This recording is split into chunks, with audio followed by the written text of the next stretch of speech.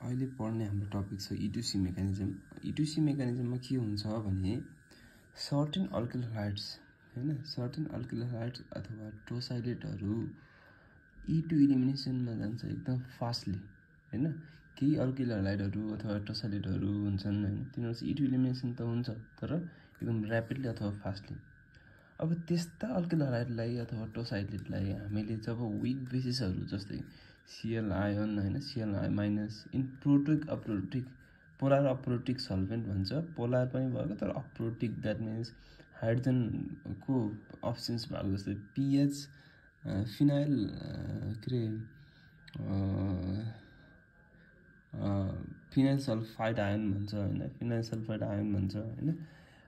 Then usually as E2 strong bases such as RO in ROH भन्छ। Okay, हामीले usual E2 मेकानिजममा के गर्थ्यौँ भनेपछि स्ट्रङ बेसिसहरू युज गर्थ्यौँ, जस्तै ROHबाट आएको RO माइनस, यो चाहिँ strong base conjugate conjugate base चाहिँ हामीले युज गर्थ्यौँ।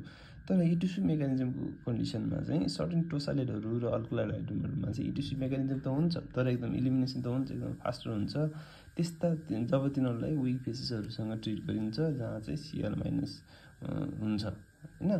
अब यो कुराहरूलाई एक्सप्लेन गर्नको लागि Parker and Corker purpose that, Parker र कोर्करले के गरे भने के पर्पज गरे भने that there is a spectrum of E2 transition state भन्छ हैन। त्यहाँ चाहिँ E2 ट्रान्जिसन स्टेटको स्पेक्ट्रम छ हैन, जहाँ चाहिँ के हुन्छ भनेपछि बेसले चाहिँ ट्रान्जिसन स्टेटमा अल्फा कार्बनमा गएर पनि अट्याक गर्न सक्छ, सँगसँगै बीटा कार्बनमा पनि गएर अट्याक गर्न सक्छ भनेर चाहिँ उनीहरूले एक्सप्लेन गरे। यसलाई नै के भन्छ E2 मेकानिजम भन्छ, E2C मेकानिजम भन्छ हैन। जहाँ चाहिँ के हुन्छ भनेपछि अब E2C मेकानिजममा जहाँ चाहिँ के हुन्छ स्पेसली बेसले कार्बनमा गएर अट्याक गर्छ अथवा इन्टरेक्ट गर्छ। ओके, E2C मेकानिजम जेनरली चाहिँ क्यारेक्टराइज गर्दाखेरि स्ट्रङ न्युक्लियोफाइलले क्यारेक्टर गरिन्छ। जस्तै यहाँ हेर्न सक्छु E2C मेकानिजम भयो, किन E2C मेकानिजम भयो भने चाहिँ अल्फा हाइड्रोजनमा जस्तै यो लिभिङ ग्रुप छ हैन, यो लिभिङ ग्रुप छ, यो लिभिङ ग्रुपकोमा भएको यो कार्बन अल्फा कार्बन भयो, यो अल्फा कार्बनमा गएर बेसले अट्याक गरेछ, द्याट मिन्स यो के भयो त भनेपछि दिस इज E2C मेकानिजम हैन। अब यहाँनिर चाहिँ यो सेकेन्ड स्टेप केही पनि होइन, यहाँ चाहिँ बोन्ड बनाएको देखाएको छ हैन।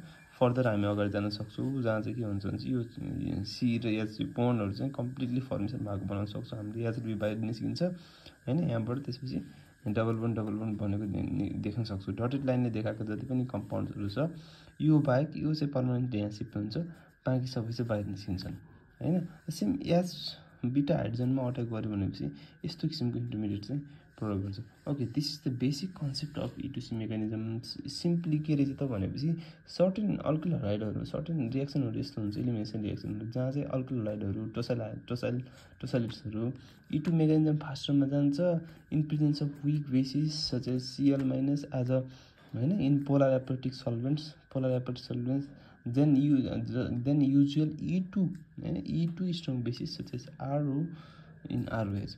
अब यस्ता किसिमको एक्सप्रेसन गर्नको लागि, यस्ता किसिमको कन्डिसनल एक्सप्रेसन गर्नको लागि चाहिँ पार्कर र कोर्कर आएको थिए। तिमीले चाहिँ के गर्यो भने चाहिँ E2मा ब्रोड E2 ट्रान्जिसनमा ब्रोड स्पेक्ट्रम देखाए। त्यहाँ चाहिँ के हुन्छ भने चाहिँ बेसले हाइड्रोजनमा बीटा हाइड्रोजनमा गएर पनि अट्याक गर्न सक्छ र सँगसँगै बेसले चाहिँ केमा पनि अट्याक गर्न सक्छ भनेपछि अल्फा कार्बन एटममा अट्याक गर्न सक्छ र उनीहरू चाहिँ कुन स्टेटमा गएर अट्याक गर्छ त भनेपछि ट्रान्जिसन स्टेटमा गएर अट्याक गर्छ भन्ने कुराहरूको चाहिँ यसले डिफाइन गरेको छ अथवा यसले चाहिँ भन्न खोजेको छ है।